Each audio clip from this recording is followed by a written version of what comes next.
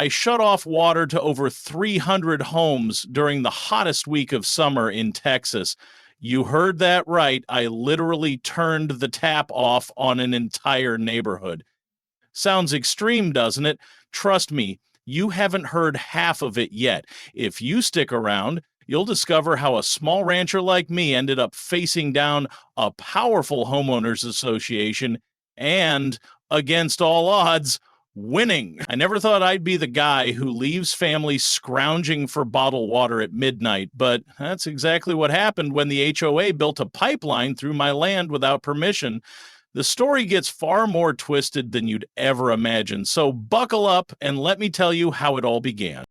I was an unlikely candidate for this kind of showdown.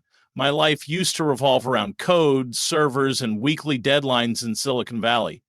The ranch I grew up on was just a distant memory, a place I visited on holidays, never expecting to inherit it so soon.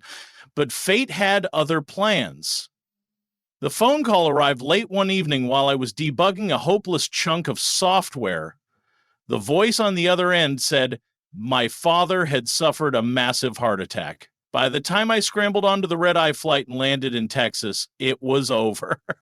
At the funeral, neighbors I barely recognized told me stories of how my father never stopped working the land. They said he was out fixing fences just days before his heart gave out. I felt guilt swell inside my chest.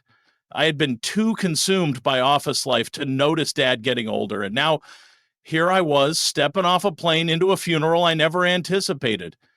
My mother's brave face cracked the moment she saw me. She'd always been strong, but losing Dad shattered something in her. She needed me back home, at least for a while.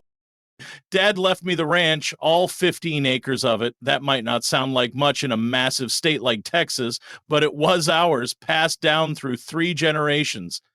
The land had an old barn leaning slightly to the left, a tiny creek that flowed behind the house, and rolling hills dotted with oak trees. I remember Dad telling me countless times that the day I was ready to return, the ranch would be waiting. After the funeral, Mom pulled me aside on the porch and said she wasn't sure how much longer she could manage everything by herself. She was determined, but the workload was too heavy for her 68-year-old hands. Something inside me shifted that evening as we watched the sun set behind the hills. Its light trailing over the fields Dad had tilled and tended for decades. I decided to take a break from my tech job. The plan was indefinite, a sabbatical, if you will. I told my boss I needed a few months, maybe more. I had no clue how drastically my life would change or that I would soon find myself embroiled in a battle over water rights. I settled in slowly, figuring out how to repair the fences that had seen better days, watering the small vegetable patch Dad used to keep, and trying to make sense of the old tractor that coughed out more black smoke than you'd think possible. For a little while, the quiet of rural living gave me solace, but exactly 2 weeks later, a letter arrived in our mailbox that signaled my peace wouldn't last. The envelope was crisp, adorned with some expensive-looking logo, and addressed to Eli Morgan, new resident.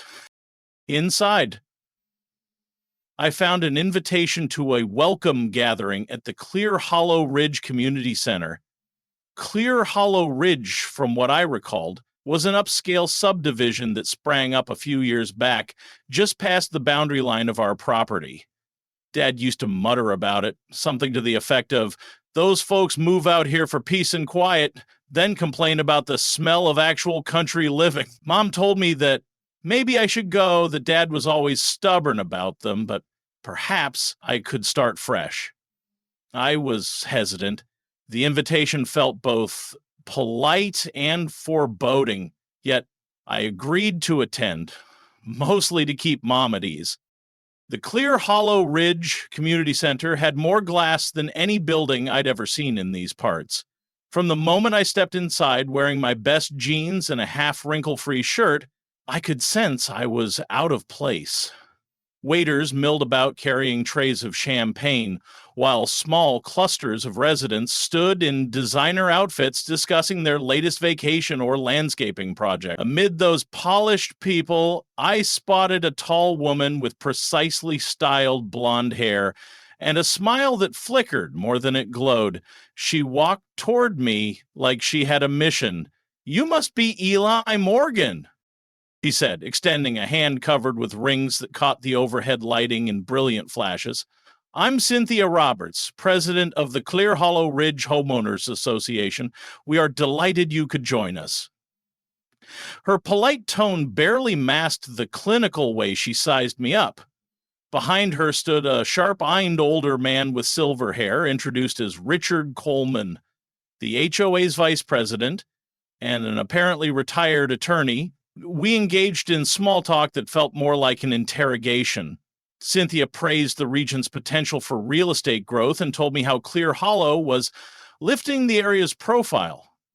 I wasn't sure whether to be offended or to laugh. 7 minutes later, she guided me to a spot near the windows that overlooked a small but pristine man-made lake.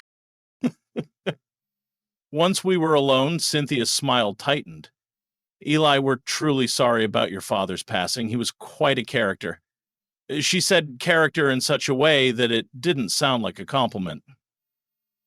"I'll be direct," she continued. "Your ranch is, well, a bit rustic for our community's aesthetic. We've had some concerns from residents about the equipment, the animals, and the general look of the property," she gestured vaguely. "We'd like to extend an offer to purchase that land for expansion. We're prepared to be generous." Then she named a figure I knew to be at least 40% below market value. Her face beamed as though she was doing me a huge favor. I swallowed a retort. "That's not something I'm interested in," I said. "This ranch has been in my family for 3 generations, so I'm not selling." Her expression flickered once more. She recovered quickly, but I could feel the temperature in her voice drop 10 degrees. "Eli, I understand sentimentality, but do be practical.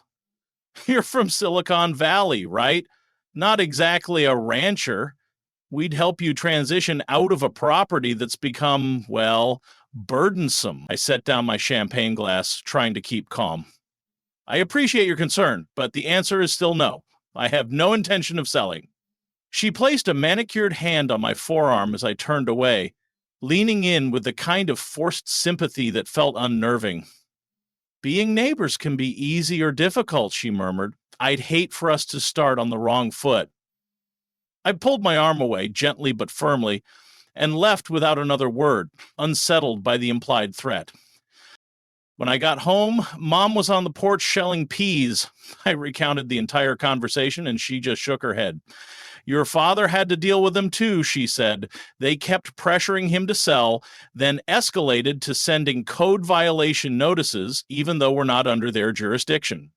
She retrieved a folder of old letters Dad had saved. 15 official-looking notices claiming we were in violation of everything from unsightly farm equipment to excessive noise. My father had filed them away just in case. I felt anger churn in my stomach. I decided to call an old college friend, Sarah Martinez, who was now a well-respected real estate attorney in our county. Sarah listened to my story over coffee at the local diner. She flipped through the violation letters, then told me they held no legal weight, but that HOAs could still cause plenty of headaches. She advised me to document every interaction, check our property boundaries thoroughly, and be prepared for a long battle if they wanted to push me out. Little did I know it would become far more complicated than I could have expected. 2 weeks later, I was out surveying the southern fence line that skirted Clear Hollow. I noticed fresh dirt that seemed out of place. Upon closer inspection, I discovered a newly buried pipeline crossing into my land from the direction of the development. The soil was slightly sunken and disturbed, forming a clear path. My stomach knotted. I crouched down, brushing away some loose dirt to confirm it was definitely a pipeline. Within an hour, Sarah arrived with a surveyor who confirmed that this pipeline was a good 20-odd feet inside our boundary and that no easements were on file. That made it trespassing and illegal construction. My pulse spiked. "What do you think it's for?" I asked. Sarah looked furious. "They're probably diverting water from your creek," she said. "They can't just tap into your property's natural resources without permission." The next morning, I went to the Clear Hollow Community Center demanding an audience with Cynthia. She made me wait nearly 45 minutes before letting me into her sleek, glass-walled office. I handed over photos of the pipeline, keeping my voice level. "Remove this," I said firmly, "or I'll file criminal trespass and property damage charges." Cynthia examined the photos without blinking. "There must be some misunderstanding," she cooed. "Our community has water access rights that predate your ownership." She tossed out legal jargon and threatened a protracted court battle, suggesting I'd be bled dry by legal fees if I tried to fight her on something that was inevitable anyway. I left with a tight knot in my chest, but also a growing determination. She wanted to bully me with her fancy lawyers and HOA board. She had picked the wrong rancher. Things escalated in a hurry. Late one afternoon, I was organizing my father's old workshop when a man I'd never seen before knocked on the back door, keeping a careful eye on the driveway as though worried someone might see him. He introduced himself as Mike Sullivan, a resident of Clear Hollow, explaining that he had read about these water system upgrades in the HOA newsletter. Residents were being charged a special fee of $300 per quarter to build independent water access, but no one knew where the money was actually going. He suspected Cynthia and her cronies might be pocketing a portion or using it to expand the development illegally. I was grateful for the tip, told him I'd keep him out of it to avoid blowback. The more I learned, the clearer it became that this HOA was not just stepping over lines. They were bulldozing them. Sarah dug deeper, and we found no record of any formal permit or agreement for that pipeline. Clear Hollow had simply tapped into my creek and assumed we wouldn't fight back.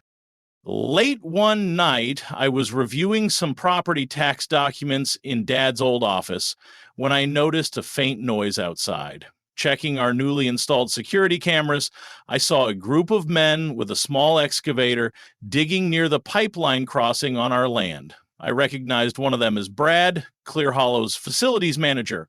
He held a phone to his ear, saying, "Yes, Miss Roberts, we're almost done. This will boost water capacity by another 30%. The anger that flared in me was immense. They were doubling down after all the warnings. I forwarded the footage to Sarah, who filed for an immediate injunction. But legal processes crawl. The HOA continued to behave like they owned the place. When intimidation letters arrived claiming we were disturbing the community's peace and threatening lawsuits, I tried not to let it rattle me, but it got personal. My tractor's fuel tank was sabotaged, mailboxes were smashed, and petty vandalism started creeping in. One morning we awoke to find bright red paint scrawled across the front gate, "Sell or pay." Mom's hand shook when she saw it. We reported it to the local sheriff, only to be met with a shrug and a mention that the entire matter was a civil dispute. Turns out, the Clear Hollow HOA was a major donor to the sheriff's re-election campaign, so the odds of him taking a stand in my favor were slim. By this point, I'd grown tired of playing defense. Sarah urged me to keep gathering evidence and hold my ground, but I wanted a trump card, something to shift the power dynamic. That's when Jennifer, my older sister, who worked as an investigative journalist, arrived from Austin. She was outraged at what was happening, determined to shine a light on every shady tactic the HOA employed. She uncovered rumors that Clear Hollow planned to expand even further into neighboring properties, forging documents if necessary. Dad might have suspected all of this. He'd left behind notes about unusual water level drops and a possible theft scenario, though he hadn't been able to prove anything before his death. Jennifer discovered a bombshell. The headwaters feeding our creek were going up for sale by the County Water Management Board due to some budget reallocation.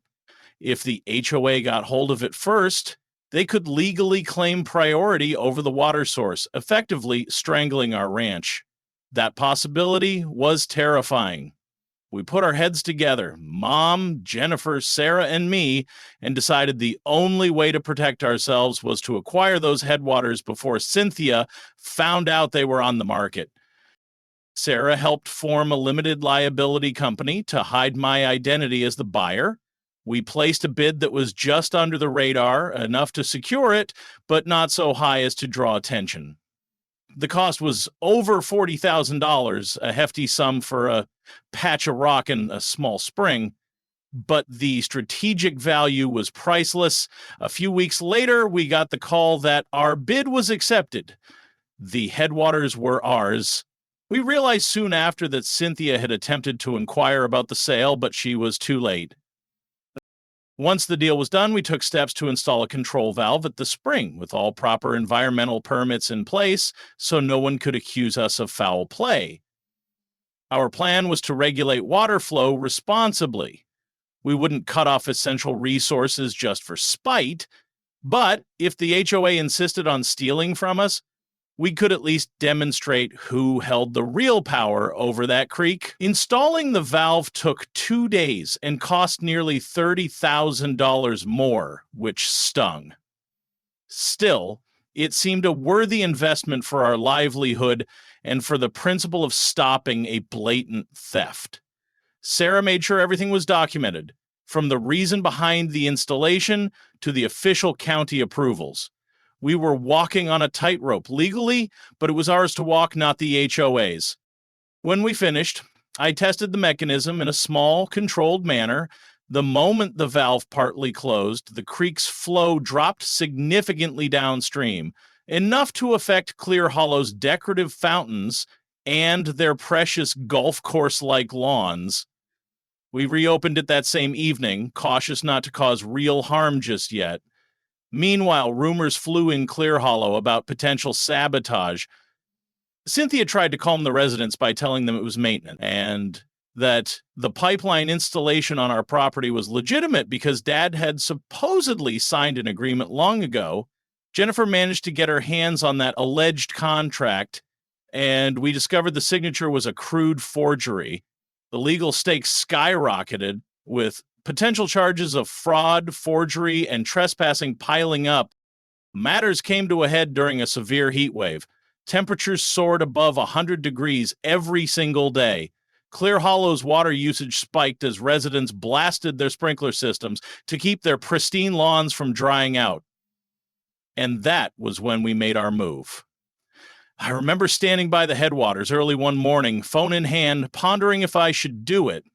Cynthia's latest letter had threatened to sue us for interfering with a public utility, though the only public utility was our own creek that they stole. I took a slow breath, a bead of sweat trickled down my neck. I pressed the button to close the valve a substantial amount. Across the fields, I could almost imagine the hush that would ripple through that entire neighborhood as water pressure fell.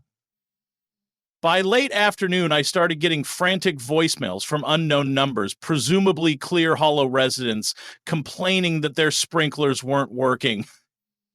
Cynthia went on the local news channel claiming that an unhinged rancher was holding an entire community hostage to water. She portrayed us as villains, ignoring the pipeline fiasco, the trespassing, the vandalism, and the forged papers. The anchor nodded sympathetically. The initial coverage painted me as a heartless recluse, punishing innocent families. But the story was far from over. Jennifer launched her own counteroffensive by releasing investigative segments that revealed the truth. She showed drone footage of the illegally laid pipeline cutting across our land, documents about the special fees, expert opinions on water rights, and interviews with folks who suspected something was fishy about the HOA's finances. Public sentiment flipped. People started digging deeper into what Cynthia and the board were really up to. Suddenly, cameras weren't just focused on me as the water tyrant. They were also zeroing in on Clear Hollow's misappropriations. Residents demanded answers about where their monthly fees had gone. The next day, a swarm of angry people marched up our ranch's driveway. Some carried signs that said, "Stop the dryout," while others looked uncertain, perhaps having heard conflicting information. Cynthia was at the front, face flushed and hair out of place for the first time. She shouted through a megaphone, demanding I restore their water. Her voice trembled with self-righteous fury. She called me un-American and claimed I was endangering children and seniors in the blistering heat. Cameras rolled. I stood behind our fence, arms crossed, letting her speech escalate. Finally, I stepped forward, telling them in a controlled voice that the pipeline on my land was illegal. I asked if anyone knew about the forged contract or the hush-hush expansions. That's when Mike, the resident who'd first tipped me off, confronted her publicly. "Is that true, Cynthia?" he asked. "We've been paying for stolen water?" The crowd grew uneasy, dividing into factions. Some demanded clarity from their HOA president on the special fees they had been forced to pay. Cynthia's face twisted in anger. She declared that I had somehow faked everything, but the tension in the air was undeniable. Mom watched this confrontation from the porch, tears in her eyes, remembering how Dad spent his life trying to keep the ranch afloat. Here we were, forced into a standoff with wealthy neighbors who dismissed our land as nothing more than an eyesore. The sheriff arrived, insisting folks disperse and that the civil matter be settled in court. He looked at me almost pleadingly to make a concession, but I simply told him that no one would set foot on my property to tamper with the creek again. The mayor's office got involved a day later, inviting me, Cynthia, and our respective attorneys to City Hall for a meeting aimed at resolving what the news had dubbed the Clear Hollow Water War. Jennifer had already found evidence that the HOA's leadership misused hundreds of thousands of dollars in homeowner fees. In a last-ditch effort, Cynthia's associates began spreading rumors that we were contaminating the creek. They tried to get an environmental inspector to declare the water unsafe. That stunt failed. Once we presented independent lab results, at City Hall, I arrived with Sarah and Jennifer, carrying documentation of the forgery, the pipeline, and countless acts of vandalism. Cynthia and her lawyer Richard were there too, looking far less confident than before. Apparently, they had tried to bribe someone at the county clerk's office into retroactively granting them an easement. That rumor was swirling around, though we had yet to confirm it. The mayor opened the session by stating it was unacceptable for hundreds of families to go without water during a heat wave. He acknowledged the seriousness of the allegations on both sides. Cynthia attempted to wave around that forged contract, claiming Dad had signed it. Sarah calmly produced an original sample of my father's signature from a formal deed years prior. They didn't match. The mayor's eyebrows shot up, and Jennifer chimed in with newly revealed documents showing a suspicious flow of money from the HOA's Water Improvement Fund into Cynthia's private bank account. Things got downright explosive. Cynthia called the documents fabricated, but her attorney only looked paler by the minute. Homeowners from Clear Hollow, including Mike, presented a petition asking for a formal investigation into HOA finances. More than 100 signatures had been gathered in just a few days. The mayor indicated that the district attorney's office would be notified immediately. I sat there, quietly astounded that so many secrets were surfacing all at once. The entire meeting devolved into mayhem when a chunk of Clear Hollow residents burst into the room demanding answers from Cynthia. The mayor repeatedly struck his gavel, but no one would calm down. Cynthia, cornered, accused me of orchestrating a smear campaign and threatened that I'd regret ever challenging her, but her words sounded hollow. The tide had turned. At the conclusion of the uproar, the mayor insisted that we come to a temporary arrangement to restore partial water flow. In good faith, I agreed to open the valve for certain hours each day. This measure was enough to keep the immediate crisis at bay, though I insisted that the illegal pipeline had to be removed as part of any final deal. Cynthia tried to posture, claiming that removing it was logistically impossible, but her defiance was waning. A small committee, including unbiased county officials, was assigned to oversee a thorough investigation. Meanwhile, more evidence surfaced. A worker from the pipeline crew confessed to forging my father's name under direct orders from Cynthia and Brad. The sheriff, trying to redeem his earlier inaction, actually followed up this time. While the authorities began their slow churn of justice, the temperature soared to record highs. Ironically, our ranch had enough stored water, plus we weren't trying to maintain a golf course lawn. Clear Hollow's neatly manicured grass was turning brown. Their decorative fountains shut off to conserve what little remained in the subdivision's water tanks, and many residents blamed the HOA for mishandling the entire situation. Some apologized to me privately. They'd believed Cynthia's narrative until the evidence came pouring out. With enough external pressure mounting and the possibility of criminal charges on the horizon, Cynthia and Richard indicated they were willing to negotiate an official settlement. We convened once more at the mayor's office, the press crowding outside, hungry for the next scandal. Inside, after hours of back and forth with attorneys, we agreed on a set of terms. The HOA would pay a hefty compensation for unauthorized usage of the creek's water and for damages they'd done to my property. They would remove the pipeline fully under county supervision and properly restore the land. In exchange, I would sign a contract to provide a regulated portion of water from the headwaters, sold at a fair market rate, ensuring Clear Hollow had legitimate access without theft. Lastly, they were required to issue a public apology for the harassment and vandalism. Cynthia nearly gagged on those words, but the board members were eager to rid themselves of legal exposure, so they nudged her to comply.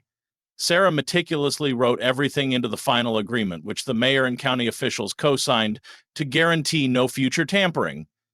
The day we all signed, local reporters snapped photos of a stiff-faced Cynthia handing me a formal apology letter. She refused to meet my eyes. After scribbling her name, she marched out without a word. Later, we learned the DA's office was investigating her for embezzlement, so her troubles were far from finished. In the weeks that followed, Clear Hollow's newly formed interim board, led by more honest residents like Mike, began the process of auditing HOA finances. They discovered that over $200,000 had been misallocated into suspicious accounts tied to Cynthia and a couple of her associates. Those individuals faced serious legal ramifications. Brad, the facilities manager, cut a deal by testifying about the pipeline's construction and forging Dad's signature, saving himself from worse charges, but resigning in disgrace.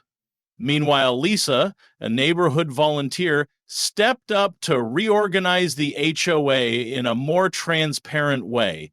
The pipeline was dug up and carted away piece by piece, the land carefully filled in, and the boundary fence repaired. Whenever a crew came onto my property, a county inspector accompanied them to ensure everything was done right.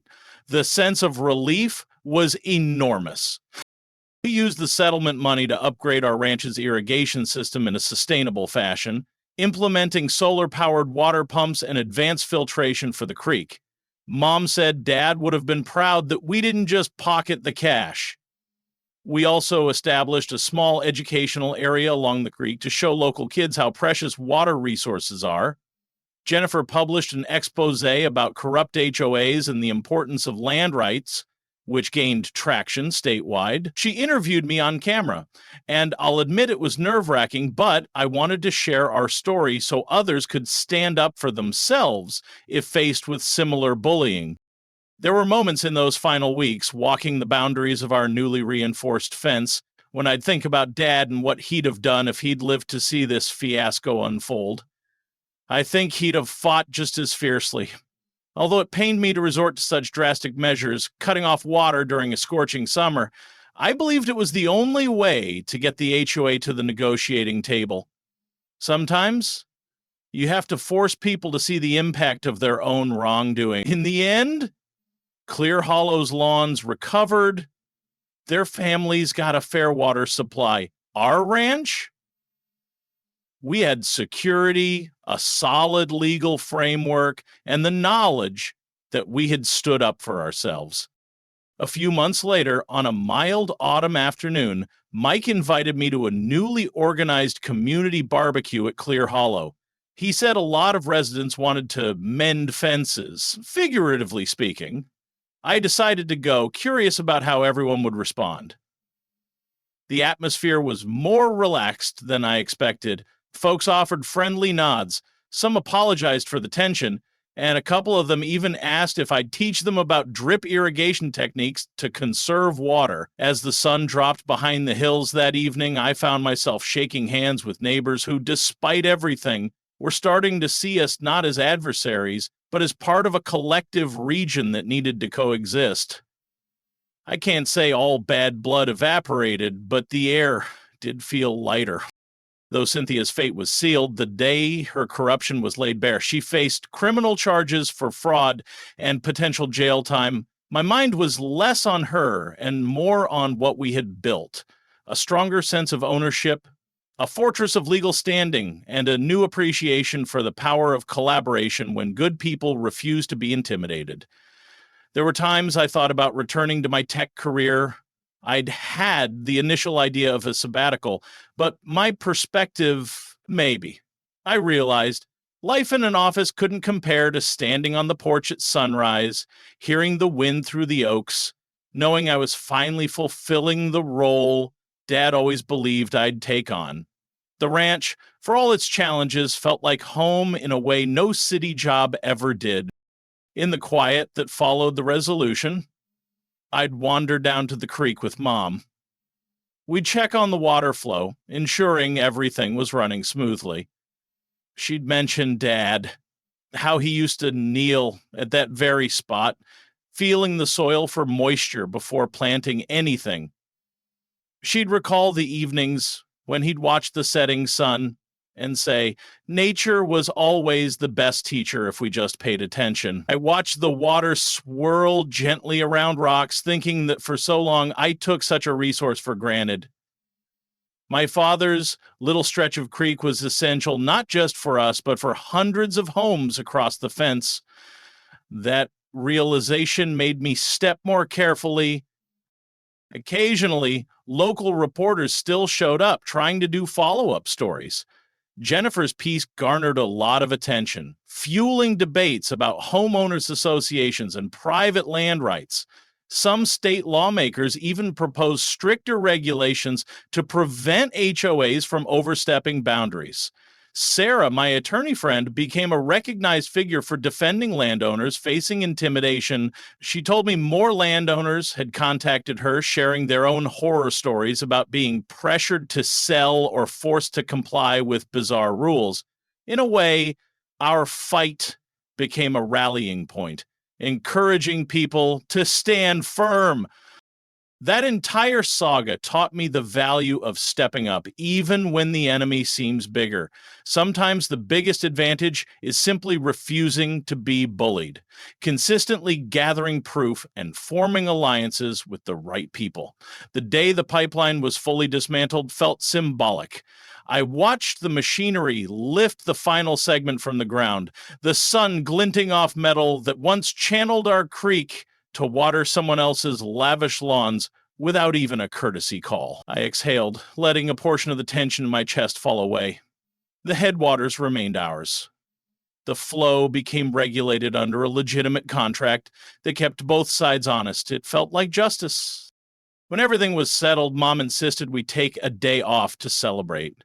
We walked along the property, noticing the small improvements we'd made. Better fencing, solar panels, a new orchard Dad had always dreamed of planting. Jennifer took photos, capturing scenes that were far more peaceful than the turbulent months behind us. Even the old barn looked prouder somehow. That night, we gathered on the porch with Sarah, Mike, and a handful of neighbors from Clear Hollow who had become friendly collaborators in various projects. As the stars emerged, we found ourselves laughing about the absurdity of how a quiet ranch turned into the epicenter of a scandal that made the local news. Mike clinked his glass against mine, saying he was glad we didn't sell out. We need more people who aren't scared to push back, he told me. My thoughts often drifted to Dad during these moments. I hoped he could see that we carried on in his spirit. He believed in honest work, in respecting the land, in never letting fear dictate how you lived. If you asked me why I refused to be intimidated by an HOA, I'd say it was partly out of love for that old man who spent his life nurturing every inch of soil. If I had folded, sold it off, or accepted that pipeline quietly, I'd be tarnishing everything he built. Then again, I never meant to harm innocent families who just wanted water. The real issue was the shady deals, the disregard for private property, the arrogance that they could just do whatever they wanted. In a sense, shutting off the supply was the only way to make them realize they couldn't trample on a centuries-old ranch. In the aftermath, I discovered a deeper connection with the land than I ever anticipated. My old job eventually asked if I was returning, but I couldn't see myself back at a desk, coding lines to optimize shipping logistics. This ranch had turned from a reluctant inheritance into a place I was proud to steward. Especially now that I had proven we could defend it, I invested part of the settlement into eco-friendly practices, building a small nature preserve on the far side of the creek. That patch of untouched wilderness became a spot where local kids could learn about conservation. Mom said it was the best tribute to Dad's legacy, turning conflict into something beneficial for the community, bridging the gap between city developments and country living. Months rolled by. Cynthia eventually faced trial on multiple counts of fraud and forgery with some environmental violations thrown in. She pleaded for leniency, claiming she was pressured by developers. I couldn't help but recall how she threatened me that day, her voice dripping with condescension. Now the roles were reversed. The new HOA board publicly condemned her actions, and Richard Coleman pleaded out to avoid a worse penalty, effectively burning every bridge he'd once boasted about. Most of Clear Hollow's residents quietly picked up the pieces, grateful that everything was sorted without losing their homes or water. They learned a lesson as well, that being part of an HOA doesn't mean you blindly trust the board's every move. One late afternoon, as golden light filtered through the trees by the creek, I sat with Mom on the same porch swing we'd often shared, sipping iced tea in a silence both comfortable and profound. She looked over the rolling hills, her gaze distant but content. "He'd be so proud of you," she said, voice soft. I considered how in my father's day life was simpler. Neighbors might have disputes over fences, but rarely would they undermine each other with clandestine pipelines and backroom deals. Yet times change. If Dad were here, maybe he'd have found a quieter way to settle it all, but we did what was necessary, given the circumstances. A wave of gratitude washed over me that I had the support of my mother, my sister, my friends, and even strangers who realized the difference between right and wrong. The sun started sinking, painting the horizon with streaks of orange and pink. A warm breeze ruffled the hair around Mom's temples, and I could smell the dusty sweetness of the fields. The truck keys were in my pocket, but I had nowhere else I needed to be. The ranch was my future, an anchor that reminded me of who I am and how precarious land ownership can be in the face of unscrupulous people. I raised my glass of iced tea and a small toast dead to the land and to the hard fight that taught me you can't always rely on the system to protect you. You have to be prepared to protect yourself. And ironically, that sense of self-reliance and love for these acres forged a bond with some of the neighbors who once considered us and I wouldn't want to relive the tension or the legal migraines, but I believed the outcome was worth it. A home truly defended, a dishonest HOA dismantled, and a community forced to face its own corruption.